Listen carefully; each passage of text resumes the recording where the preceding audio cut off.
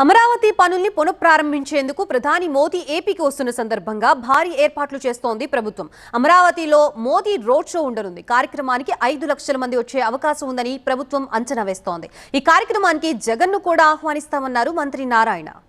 అమరావతిలో భారీ ఎన్టీఆర్ విగ్రహాన్ని ఏర్పాటు చేస్తామన్నారు మంత్రి నారాయణ. ఇంకా ఆయన ఏమంటున్నారో మా అసోసియేట్ ఎడిటర్ ఈశ్వర్ ద్వారా తెలుసుకుందాం. అమరావతి రీలాంచ్కి ముహూర్తం ఫిక్స్ అయింది. ప్రధాని మోడీ పర్యటన ఖరారైంది. ఏర్పాట్లు కూడా ప్రారంభమయ్యాయి. ప్రస్తుతం మనతో మున్సిపల్ అడ్మిన్ మినిస్టర్ నారాయణ గారు ఉన్నారు. సార్, ఎట్లాంటి మెసేజ్ ఇవ్వబోతున్నారు? ఎందుకంటే చాలా హోప్తో ఎదురు చూస్తుంది రాష్ట్రం మొత్తం. 5 లక్షల పైగా ప్రజలు వస్తారని ఎక్స్పెక్ట్ చేస్తున్నాం. వారికి ఎటువంటి ఇబ్బందులు ఉండకూడదని, ట్రాఫిక్ కావచ్చు, ఫుడ్ కావచ్చు, వాటర్ కావచ్చు, ఎటువంటి ఇబ్బంది లేకుండా ఉండే విధంగా చేసేదానికి అధికారులు డిస్కస్ చేయాలి. మోడీ పర్యటనలో ఎంతసేపు ఆయన ఉండబోతున్నారు? ప్రధానమైన కార్యక్రమం ఏంటి సార్? ఆయన ద్వారా ఏం చేయించబోతున్నారు?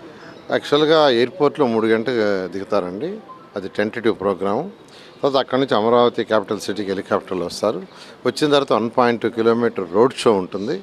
ఆ రోడ్ షో అయిన తర్వాత డాష్ మీదకి వస్తారు. డాష్ దగ్గర ఏదైతే ఈ యొక్క వర్క్స్ పునఃప్రారంభించాయి, ఇనాగ్రేషన్ చేయటం, తర్వాత డాష్ మీద 1 అవర్ యాక్చువల్గా ముఖ్య నాయకులు మాట్లాడతారు. తర్వాత మళ్ళీ బ్యాక్ టు 1,00,000 కోట్ల వరకు పనులను ఆయన ప్రారంభిస్తారని చెప్తున్నాం సార్. అవి కేవలం రాజధానితో రిలేట్ అయినవే, లేకపోతే ఇంకా రాష్ట్రానికి సంబంధించిన సార్? అమరావతి క్యాపిటల్ సిటీలోను, క్యాపిటల్ రీజియన్ అమరావతి, ఈ రీజియన్లోనూ అనేక వర్క్స్ ఏదైతే ఉన్నాయో కొన్ని ప్రారంభించాయి, కొన్ని వచ్చి కొన్ని ఉన్నాయి, కొన్ని శంకుస్థాపన చేసి ఉన్నాయి. ఈ 2 కూడా చేయడం జరుగుతుంది. ఇప్పటి వరకు టెండర్స్ అన్నీ కంప్లీట్ అయ్యాయి కదా, ఈ అన్నిటికీ ఎప్పటి నుంచి ఈ వర్క్స్ ప్రారంభమవుతున్నాయి?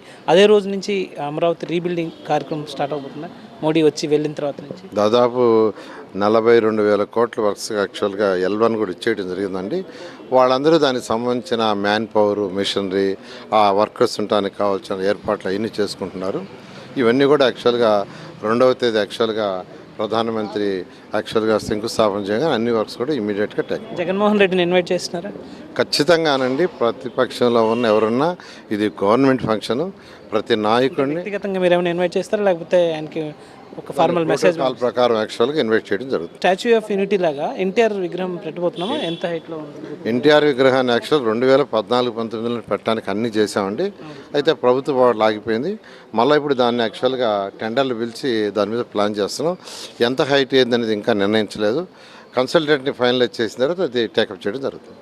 Thank you sir.